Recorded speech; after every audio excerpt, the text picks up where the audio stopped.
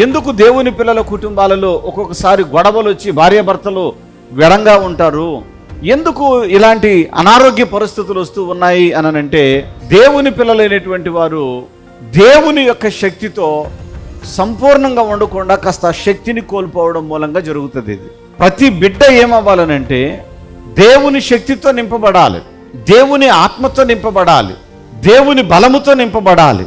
దేవా నీవు నన్ను దీవించుము, దేవా నీవు నన్ను ఆశీర్వదించుము, దేవా నీవు నన్ను బలపరచుము, నీ బలము చేత నన్ను బలపరచుమని అడగాలి. మీకు అర్థం కావడం కోసం చెప్తా వినండి. ఒక మనిషి అది వేట మాంసం కావచ్చు, కోడి మాంసం కావచ్చు, కాయగూరలు కావచ్చు, పప్పు ధాన్యాలతో కావచ్చు, వంట చేసుకున్నప్పుడు తనకు నచ్చిన రీతిలో తింటారు. తినినప్పుడు ఆ మనుషులు హృదయంలోనేమో తృప్తి చెందుతారు, శరీరంలోనేమో బలపడతారు. పొద్దున్న తిన్నారు, మళ్ళా సాయంత్రానికి ఆ బలం ఉంటుందా? ఉండదు. ఆ బలం ఏమవుతుందంటే క్షీణిస్తుంది.